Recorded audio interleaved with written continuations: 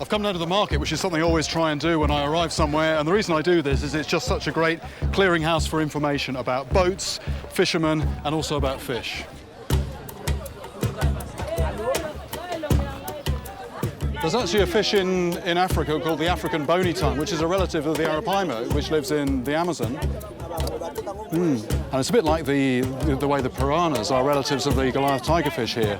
You know, all this seems very strange, the fact that you've got relatives living now thousands of miles apart, but it's all evidence of the fact that Africa, South America used to be joined. It's a bit of an arms race down there, and in order to survive, the fish have had to get tooled up. Sharp teeth, poisonous spines, and a bolt of electricity are all mechanisms that have evolved. Ah, pig. Mokonga. I'm just starting to see some of the weird and wonderful fish that they got in this river. Mokonga, this one. Ah! Oh! Very toothy. Nina! This is an electric catfish. This is an electric catfish. And it's still alive, and he's got his finger in its mouth.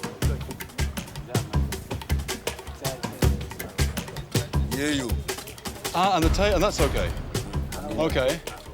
But here. Okay. I decide to head to Manaus, the city at the heart of the Amazon, to see if I can get to the bottom of this memory and maybe track down a definite case where piranhas have eaten someone alive. And where better to start my investigation than the home of many a gruesome fisherman's tale, the Manaus fish market. With over 2,000 species of fish found in the Amazon River, more than the entire Atlantic Ocean, there's no shortage of strange-looking river monsters here. Wicked-looking spines on there. Such a variety of fish here. Scientists have determined that there are some 60 different species in the piranha subfamily, yet the majority of them are actually vegetarian. It is the flesh-eating behaviour of just a couple of species that gives them their reputation. And it's not long before my questions unearth another shocking account that shows just what they are capable of. This is a piranha story. An old man was left in his floating house by his family just for a couple of hours. They came back, he'd gone. There were just his clothes there. So, you know, they thought he must have gone to take a bath or something, but he wasn't in sight anywhere. They searched. Eventually, they found just his skeleton. I mean, literally, he'd gone in the water because he was old. He wasn't able to get back out. And the piranhas just had it. E faz tempo? Não, tá com uns 2 meses. 2 meses? 2 months ago. It's another gruesome story. But here at the market, I can't track down a name or definite location for this fisherman's tale. I'm going to have to search further afield to find an eyewitness to a lethal piranha attack. This is a vast clearinghouse for everything that comes out of the sea, for hundreds of miles around. Stingrays first evolved in the oceans, and it could be that the giant freshwater stingray occurs in the sea as well as rivers.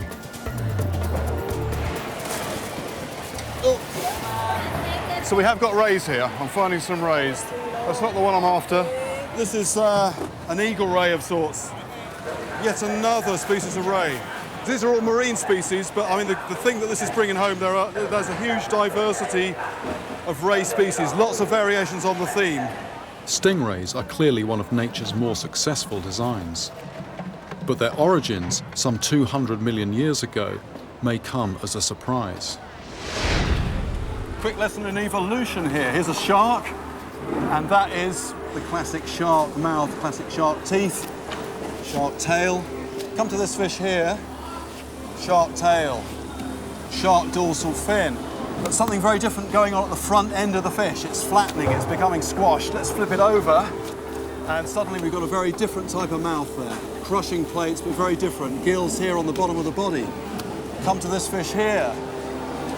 And here we have same mouth, same gills. Flip it over. And there we have it. A ray is basically a flattened shark with this long tail. This flattened body plan, with the eyes and water intakes on top, is an adaptation for life on the ocean floor. Whatever its origins, the monster I'm after continues to elude me. After 3 hours of trawling, I haven't found a single specimen. I head to the freshwater stalls, where the fish are still pouring in. If there are no giant stingrays coming out of the sea, then perhaps I'll find one here. Any cabane here? No? So no stingray here. I mean, I don't know how many thousands of fish I must have seen here this morning. The Thais really do love their fish. They eat pretty well anything that swims, it seems. But the freshwater ray is not here, and this could be because it is rare. It could be because it is just hard to get out of the river, or maybe there is another reason that I don't know of, but I haven't found one. I get my first real sight of the harshness of life in this place when we stop in a village to refuel. Life here is cruel and unforgiving. Just to survive takes incredible strength, spirit and resilience. Oh, merci. What's slightly disturbing about this fish is that it's still alive. Catfish tend to stay alive for a long time out of water. And if you let yourself be ruled by sentiment, you'd say, really, you should bash this fish on the head, put it out of its misery. But if you do that, it's going to go bad very quickly, and the meat's going to go rotten, and people aren't going to eat it. So basically, if you live somewhere like this, sentiment goes out the window, and you want to keep this thing alive for as long as possible so that it tastes good when you eat it. Simple as that. Le Kamba, il s'appelle Kamba. Kamba. This one here, this is the Kamba. This is one of the ones that grows very big. It's a very thick-bodied catfish. It's got big eyes. Those are the eyes of a predator. Those aren't the eyes of a fish that snuffles around on the bottom. It's got the feelers, like all catfish, but this mouth, this is an active predatory catfish. And that's a small version of the animal that I'm after. With their scaleless bodies and whisker-like tentacles, catfish are incredibly diverse. There are an estimated 3,000 different species inhabiting every continent except Antarctica. I have caught them in the New World and the Old. But here, the Congo is home to over 200 different types. That's nearly 3 times as many as in all the rivers in North America. This is an electric catfish. But here... Okay. It's got very sharp spines here. I'm here to catch a catfish that's rumoured to reach 8 feet in length and weigh over 300 pounds, a leviathan among the world's river monsters.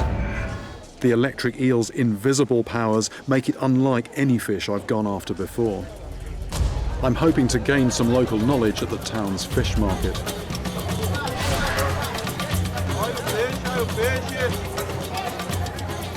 The people here are those most likely to have come up against them. Everywhere I look are toothy, dangerous fish, but electric eels aren't on the menu. Fishermen don't fish for them, and the reason they don't fish for them is that they say the shock is very powerful. And when I asked, well, how would I fish for one? He said, actually, I don't know. I mean, nobody, this thing gives a shot that can kill you. Nobody fishes for it. Nobody actually, well, he can't tell me how I'd actually go about that. He says, the actual shock, the severity of it is like putting your fingers into a power socket in your house. In fact, he says he would rather put his fingers in the power socket than touch one of these fish. Electric eels, or poraquet, have been striking fear into people's hearts since long before Europeans arrived in the 16th century. Before electricity was understood, Brazil's indigenous Tupi people told of a warrior who carelessly dropped a lightning bolt on an eel, giving the fish its mysterious power.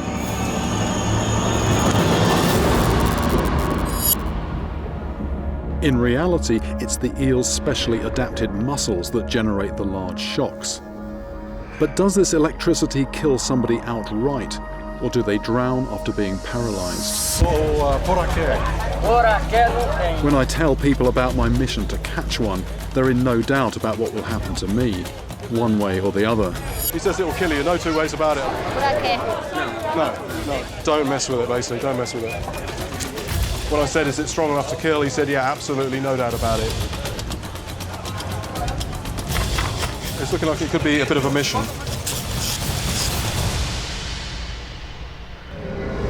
In the morning, I head back into town to Paramaribo, Suriname's capital city. I need to find out where wolffish can be found. I head downtown to the fish market to try my luck. This looks like a small anumara, small wolffish. It's a kleine ayumara. Small is yeah, understand. This one isn't actually the anumara. This is a small relative called here the pataca. I've caught something very similar to this, maybe actually the same as this in Brazil. Those teeth are probably almost as vicious as a piranha's. They're also very slippery. It's like a bar of soap with teeth. Oh, it's the big one, a sort of scaled up version of this, which is what I'm looking for. The wolffish I'm hunting are 10 times larger than these.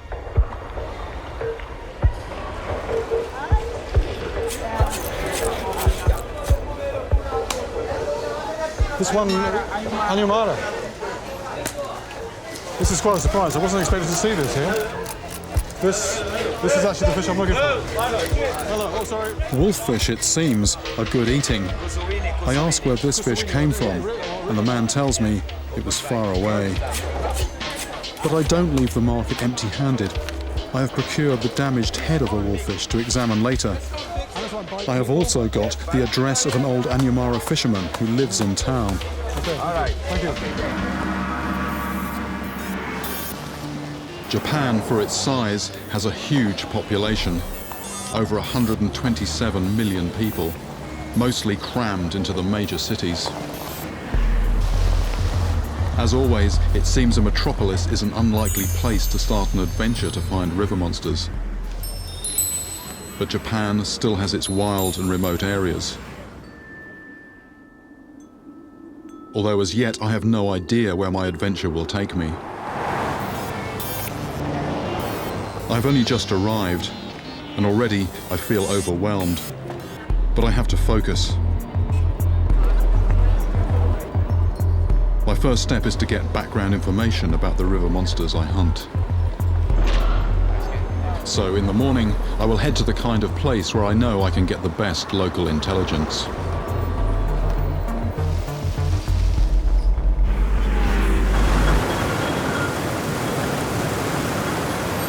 I'm looking for Japan's legendary river monsters, so I've come to the Tokyo Fish Market where you've got an amazing concentration of fish, but more importantly, the people who know about the fish.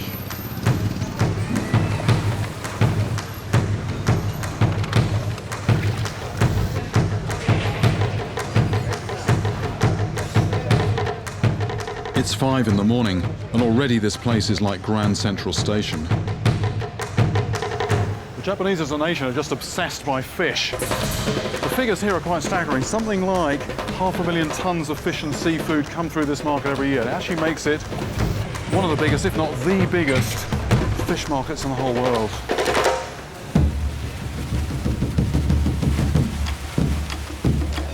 To help me get started, I've brought a translator with me. Her name is Mai Nishiyama, and she will accompany me around the market. Straight away, something grabs my attention. It's off to a bit of a tangent, but this is something I did want to see when I came here. Different kind of river monster this. This is small, but it can kill you. And the way it kills you is if you eat it, and if you eat the wrong bit, that's it. Called fugu, it contains one of the deadliest toxins in the world. It can kill within 2 hours, and an average of 6 people a year die from eating it. Why are they selling it here? If you eat the right bits, you're going to be okay. It takes, I think, 3 years to train as a chef to prepare this blowfish. It's a clear example of the extremely close connection the Japanese have with all things watery, a mixture of fear and respect. My search, though, is not for salt water monsters, but freshwater ones. So I head deeper into the market. People start talking. I'm trying to find Japan's legendary river monsters. What do they look like? You know, in old times, maybe, was there something?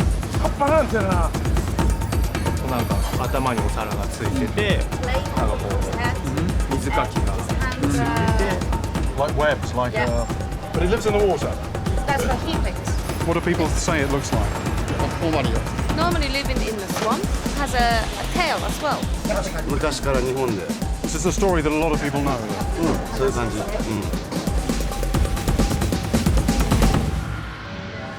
I'm hoping the fish market by the lake will be the place to find some answers.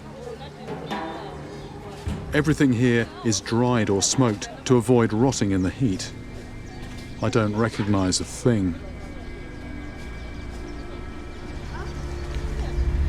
Do you have any fish in the lake that are bigger than this? In Zambian language, we call it lombo lombo. Lombo? Now in English, Lombo lombo? Yes, But it's very big? it's very big, yes. So lombo lombo. Yes. This is one. Like this one. Okay, So this one, it can be 7 kgs, right. this one. But when it is full grown, sometimes it becomes 30 kgs, 31, 32 kgs. Not nearly as big as the mazunda I've heard about. Now we don't have here. You don't have it here? Okay. Yes. Those fish. A fish market is normally a shop window on the life of the lake or the river, but I get the feeling that what I've seen here is a bit incomplete. There's certainly nothing on view the size that I'm looking for, and when I started talking about that, asking about that, no information either. And so I'm thinking, well, maybe there's big, dangerous fish. What are the possibilities? Maybe it doesn't exist. Maybe they just don't want to talk about it, or maybe it's so big that the fishermen never get it in. Don't know. What I'm after is actually appearing quite elusive. But after a little probing, one of the fishermen says he does know of mazunda. Very, very big. Yeah. Some I even knew. That is actually the thickness of the body. I don't know. There are big dreams that I got. He tells me the story of a brutal encounter 20 years ago when a South African tourist made the mistake of taking on a mazunda in waters that were strictly out of bounds at the base of the Kariba Dam. This handliner thought he could outmuscle a mazunda. When the line was pulled from his hands, he made the mistake of securing it around his waist.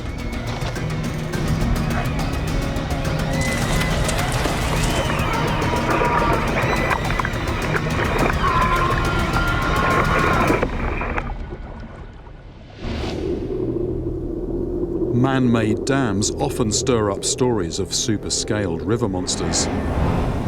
Deep, fish-filled lakes form above the dam wall, delivering a constant stream of food to the water below. What better place for a freak of nature to grow? I was planning to go out on the lake with Mr. Biswas today, but there's been a little bit of bother. Somebody was fishing the lake unofficially, and the people who've got the contract there actually gave him a bit of a beating. And so this guy came round to the lake with his family, starting to kick off. He was saying, do you know who I am? My family's important. The police are going around today. And so the people who are doing the fishing there, they say, don't come today. There's going to be some trouble.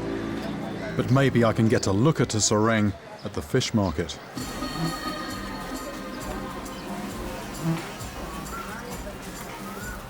This is not what I'm looking for, but something else has caught my eye. Ye machli pakar sakta. Okay, I've just asked if I can grab one of these.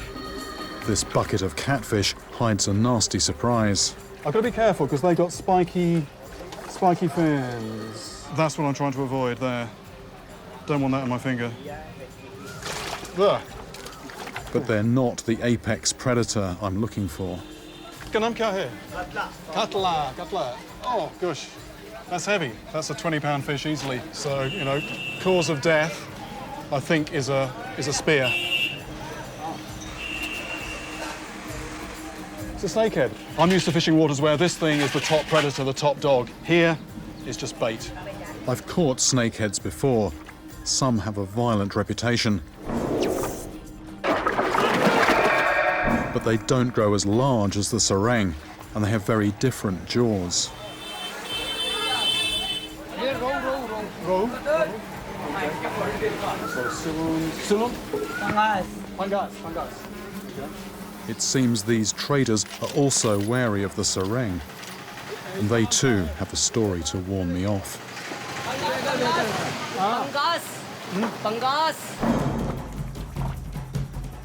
They tell me of a fisherman who was bringing in his lines at dusk. On one of his hooks was a sareng. The fish spooked, snagging the line tight around his legs.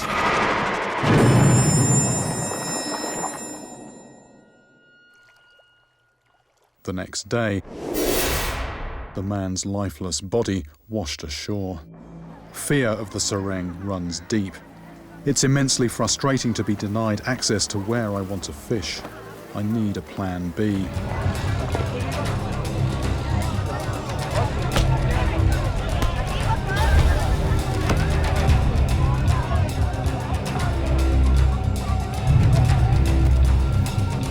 The Amazon is home to several creatures with the power to grab and drown a human.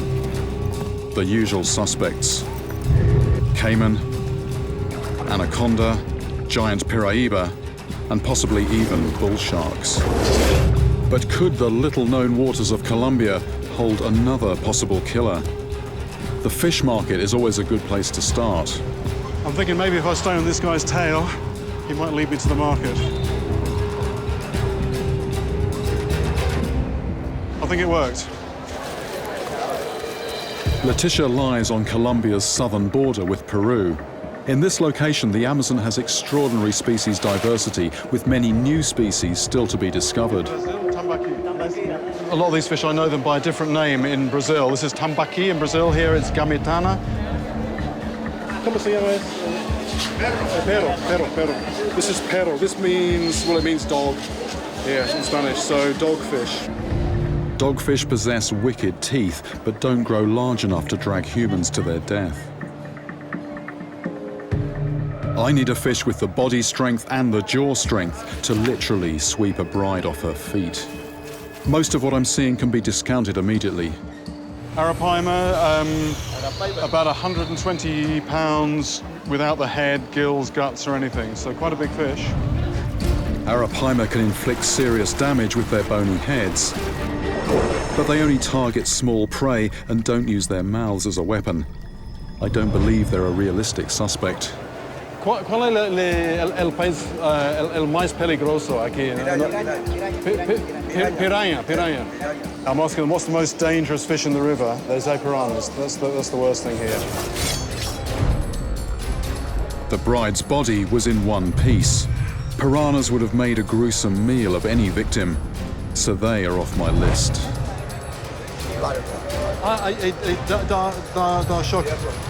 One other dangerous fish, the electric eel. Not found really in the rivers, but more in the lakes, away from the rivers. Electric eels can fatally shock victims. First go, amazing, first go. But they're not strong enough to drag a body. The market delivers no new suspects.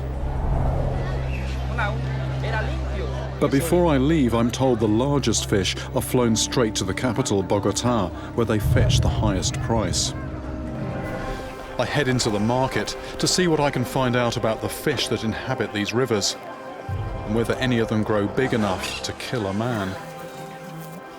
Pescado del mar. Del mar.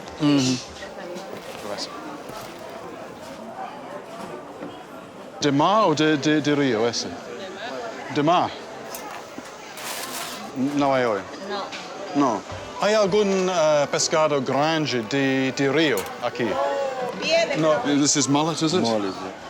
Got a mullet here, and if you've got lots of these up the rivers, there's quite possibly fish up there that are going to be chasing these, that are going to be eating these, and those fish are going to be big. There's lots of fish, but they're all mostly sea fish, and the people are very knowledgeable about sea fish here. I start asking about rivers, and I don't really get very much, and it's all a bit conflicting. So I think really what I've got to do, I've just got to go inland myself and see what I can find out there. This isolated town was first established in the late 1800s during the Amazon's rubber boom. When this industry collapsed in the early 20th century, the place became a lawless outpost. It's now a hub for illegal loggers.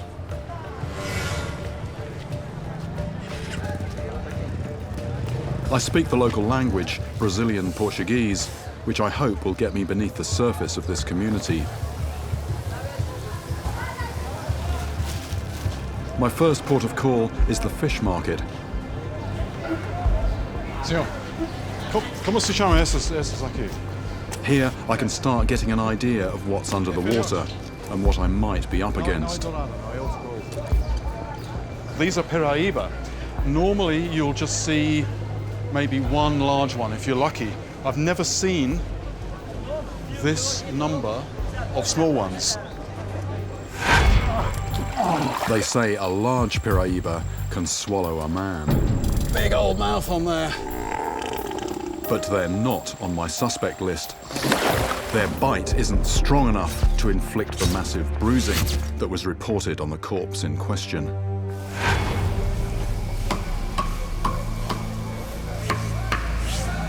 Como se chama esse peixe aqui? Acari. Acari. This catfish demonstrates how vicious life is under the water here. It's become such an arms race down there that some fish have evolved armor plating. If you're a large creature under the water, the only way you're going to get through that is with big teeth and with a very serious bite force. It's clear the water here is a place where killer beasts thrive. Then I see the remains of one of the most dangerous fish I've ever encountered. An arapaima. The gills would have been here, the head out here somewhere. I put at least 200 pounds on the weight of that entire live animal, big fish. Arapaima this large have the potential to kill humans. I myself had a very close call when one of these living torpedoes launched itself at my chest. But the injury it inflicts is very localized, not the extensive bruising reportedly on the corpse I'm investigating. My journey starts in the capital, Georgetown. I'm heading to the fish market to see what the locals know about the attack. En route, I re-examine Roosevelt's journal. President Roosevelt was constantly warned about this fish. The local people feared it a great deal, and he's pretty detailed in his description. He says this is a greyish-white fish over 9 feet long, with the usual disproportionately large head and gaping mouth. And one chilling detail, it occasionally makes prey of man.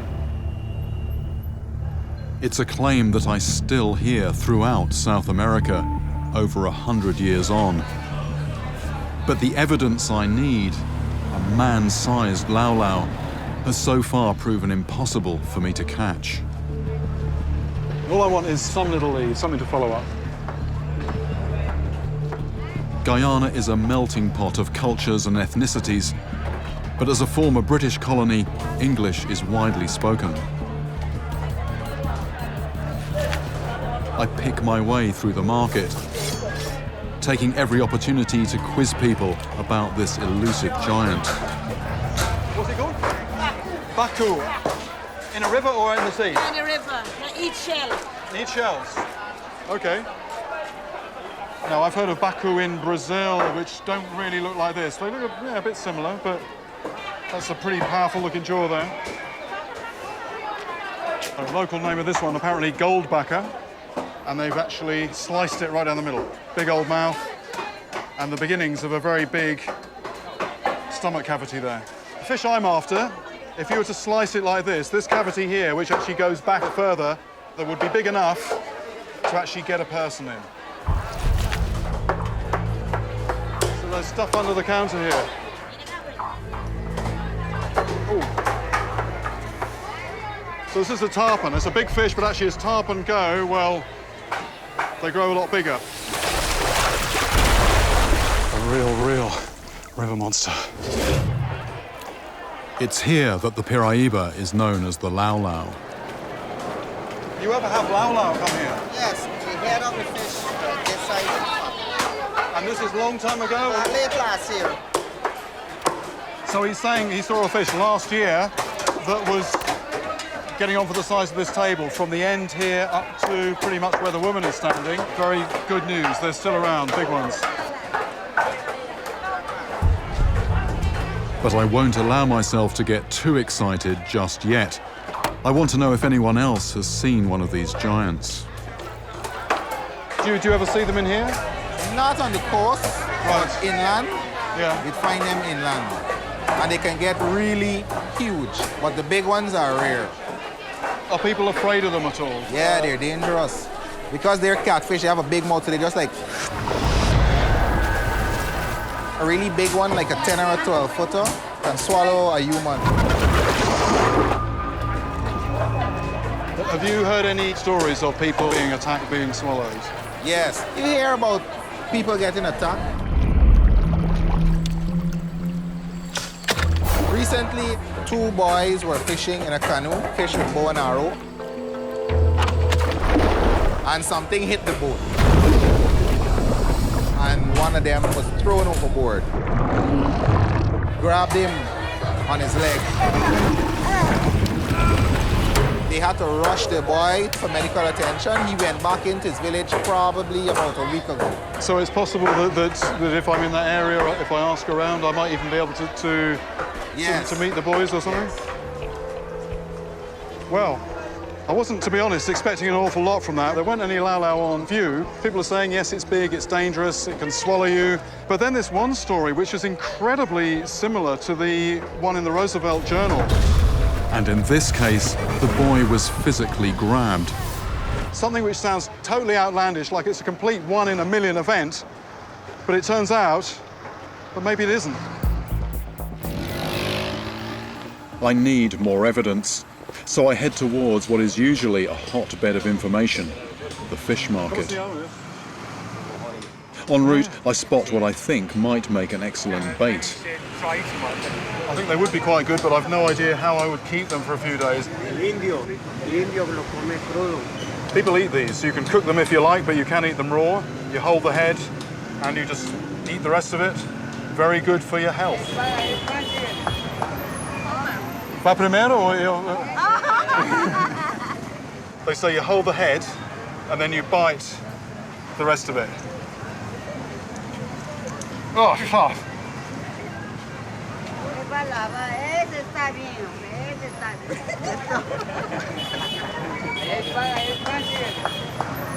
It's like pure protein soup.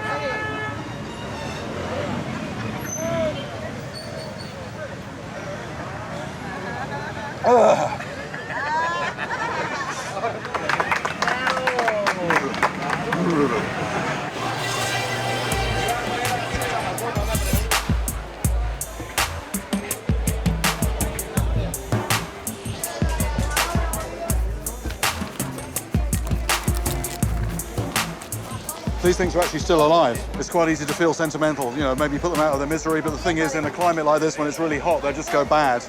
So you want them to stay fresh to eat.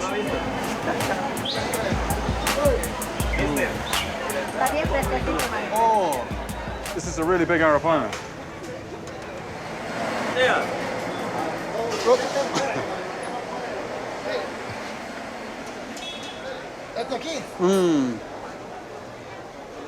Harpoon.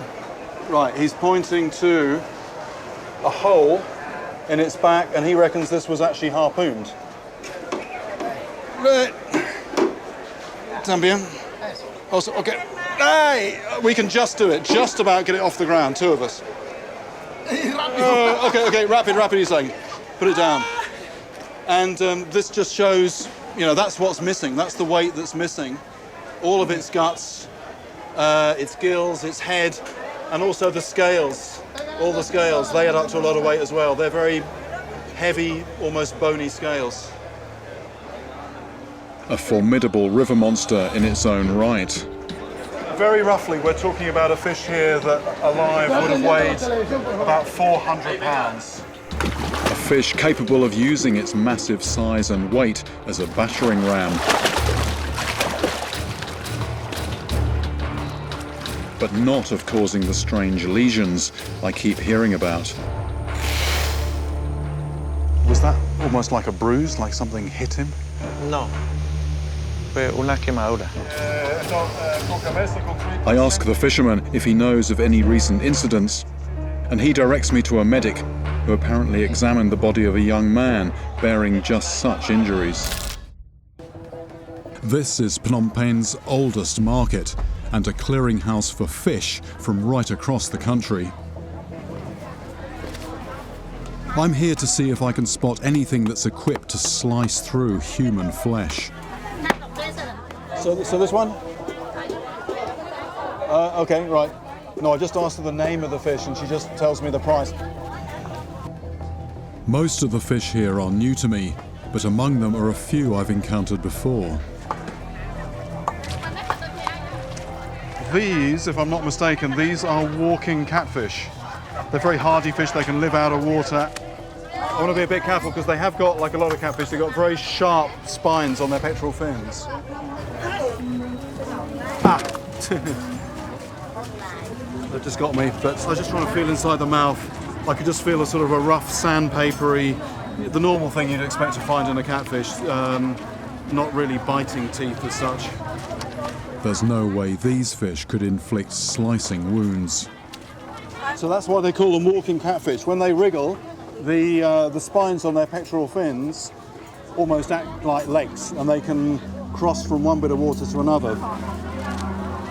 And there's an old adversary of mine here too. I recognise this one. This one's still alive. This is a snakehead. I've tangled with snakeheads before. Across the border in Thailand, I investigated stories of savage attacks by these aggressive fish. Those teeth, they don't slice. The action is more like a saw. When the fish shakes its head, that will cut through flesh. It doesn't slice. The injuries I've heard about were clean and surgical. Not one of these I'm looking for. There's lots of snakeheads here, but there's quite a lot of other stuff that I don't recognise. Particularly various species of catfish, but other things as well. There are certainly things here that can bite. What name this one? But nothing that looks like it could inflict a sharp, knife-like wound. Is there any big animal here with teeth? He says there's crocodiles here. Now, crocodiles have immensely powerful jaws, but their teeth rip and tear. They don't really cut. I look instead for a lead to anyone who might have been attacked. Do you know any story of any person being bitten in the water here? She says the only fish that she knows about that will bite people is the snakehead. That's all she can tell me. The market has provided neither suspects nor victims. Yet it's clear that most of the fish here come from Cambodia's more remote backwaters. Fiji is made up of well over 300 islands. But the stories that have brought me here come from just one, Viti Levu. The population is a mixture of indigenous islanders and the descendants of labourers brought in from India during British colonial rule. I need to get an idea of what fish could be stalking the rivers. But not surprisingly, most fishermen are catching their fish out at sea. And what you call it, what, balloon fish? Yeah. Balloon. It's a very tasty fish. Very tasty, yeah. Just like chicken.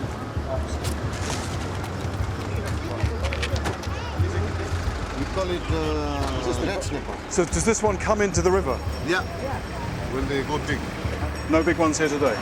No. No, just this one, okay.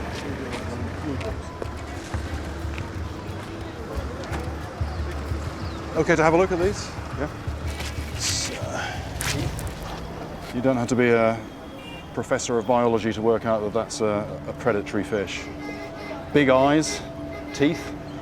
This is a Spanish mackerel, so like the mackerel that I'm familiar with, only scaled up somewhat. None of the marine fish I've seen so far seems like a plausible suspect behind a freshwater attack. The stingray, is that from the sea or from a river? This from the mangrove. In Colombia, I encountered a stingray big enough to pull someone under the water. These ones are too small to take down a human.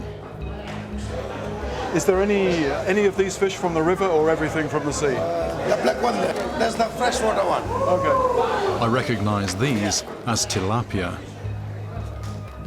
They were introduced to Fiji as a food fish and are clearly no river monster. This one, the only river fish here? Yeah. That's it, as far as freshwater fish goes. So far, I can see nothing dangerous resident in the rivers. Could the killer be sneaking in from the sea? Some sea fish are known to come into freshwater. Maybe there's fish that I don't know about that sometimes come into freshwater.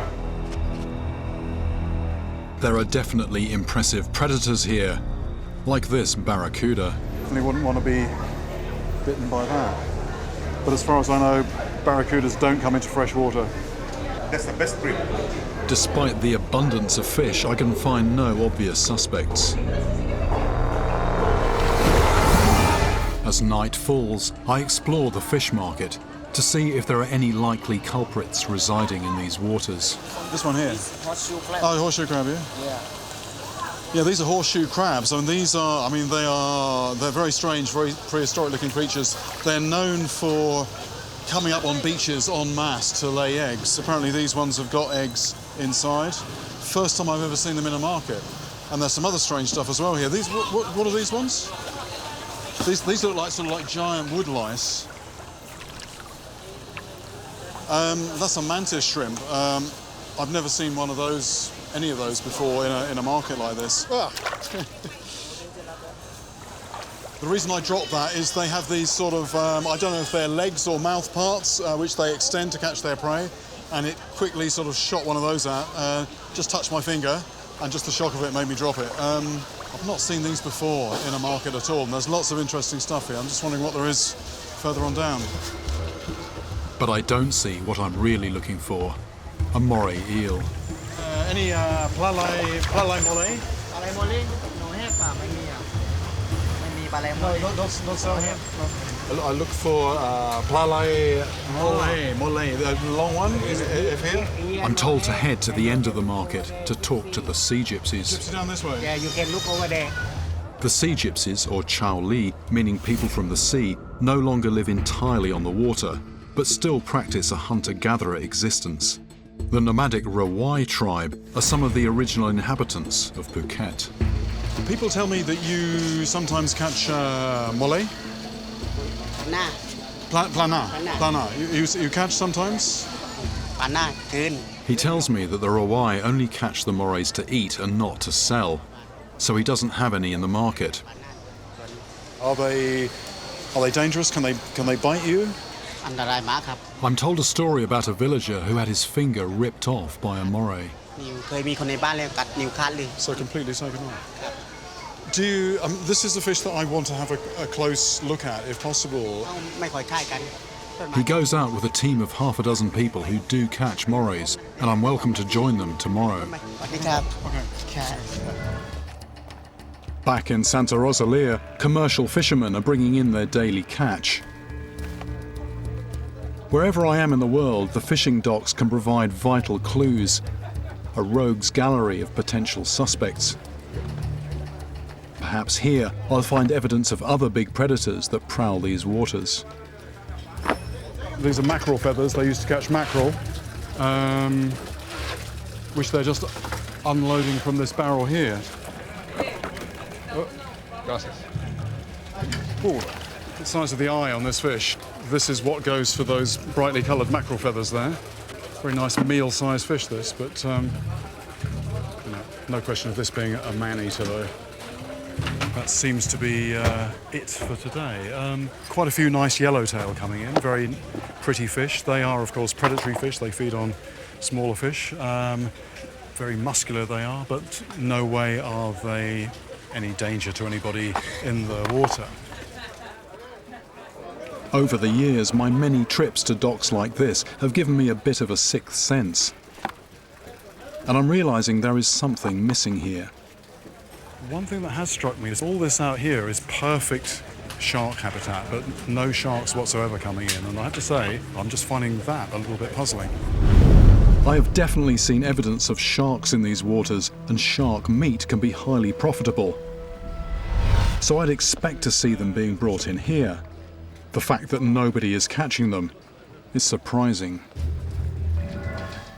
I can't drive any further, so I'll need a boat to travel downstream. Inquiring at the local village, I come across a small fish market and check out the catches. Yomacha, konam kio. Kolos. Trying to get a handle on the names of some of these fish. This one here is Yomacha? Ter macha. I'm pretty sure this is a goonch. It's not a huge one. 10 kg go. 10 kg. And she says 10 kilos, so 20 odd pounds. So this one, like this, and it has, like this one, it has, yeah? Yeah. That's a find. That is a find. This is a fish that's getting very, very scarce in these rivers, but they're still here. Okay, not a huge one, but that's a goonch. Thank you. Bye-bye. I want to start collecting information about the recent attacks, and John has suggested this market island, where people gather to exchange and barter goods. These isolated fishing communities have little or no contact with the rest of the world, and rarely see outsiders. I expect them to be suspicious of a stranger like me.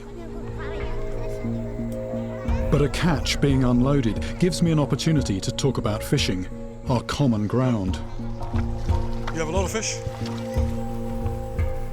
In a throwback to colonial times, most people here speak a version of Creole called Tok Pisin, and some speak a little English. Yes. Yeah. So all spear these fish. So okay. So you're going down very deep, or someone's going down. Is this you? You? It's the man. So you go like 30, 40 meters? Yeah. So like 100 feet? More than 100 feet, wow. He shows me a homemade spear gun that uses inner tubes from old tyres to launch the spear. Okay. It looks very powerful, and it goes very quickly. 1 minute it's there, the next moment it's in the fish. Looking at the fish he's caught, it's clear that beneath the surface, it's an arms race. The fish are bristling with weaponry. He's just telling me you've got to be very careful. On the tail, there is a spine which is actually pointing forwards. So I'm glad they pointed it out to me, because I could have hurt myself. These fish can all inflict some injury, but I'm told none of them get big enough to be a serious threat to humans. The locals soon warm to a fellow fisherman, and I turn the conversation towards the attacks. Any big fish here that bite people that you hear about?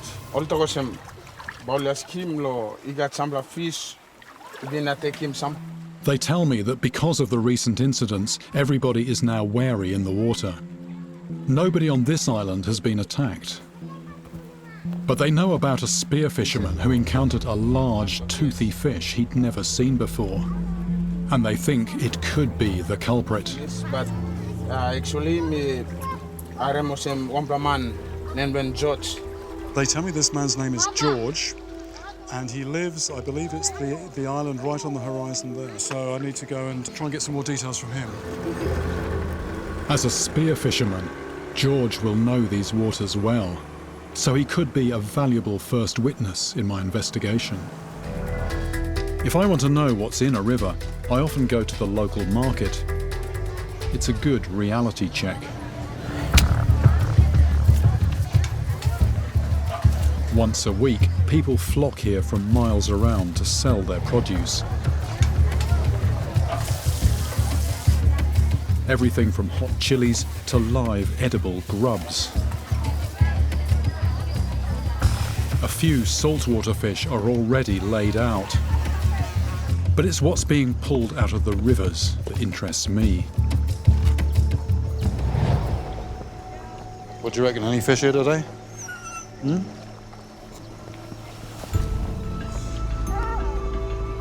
I don't have to wait long to find out. And if I'm not mistaken, that is a pint-sized version of my prime suspect. Tapa. This is a tapa here. Finally the fish have arrived. I don't want to elbow my way in too impolitely, but I'd like to get a really good look at this fish if I can. Look at this. I've waited a long time to see this. Deep forked tail. This apparently is good for giving it a quick burst of speed. That goes with the stories that I've heard about these being able to launch themselves out of the water. It's got a very noticeable underbite. The lower jaw protrudes beyond the upper jaw, and this very much speaks of something that comes from below to take its prey. And unlike most catfish, that's not a rasping pad, those are teeth. Once that has grabbed its prey, the prey is not going to get away. They'll just engulf it. It's going to go straight down there. Very big mouth. There's actually crushing pads at the back of the throat. And that's a very capacious belly. It's able to stretch to 2 or 3 times its volume. Very powerful digestive juices in there. Whatever ends up in there is basically vanished within 24 hours. They do grow a lot bigger, 150, maybe 200 pounds. That's the size of a person. This is a small one. The fact that it's the biggest tapa on offer tells me all I need to know. Pinning my hopes on this heavily fished river would be a mistake. But where on earth do I go next? Such delicate gear. And just as I think it's tiring, the beast is gone.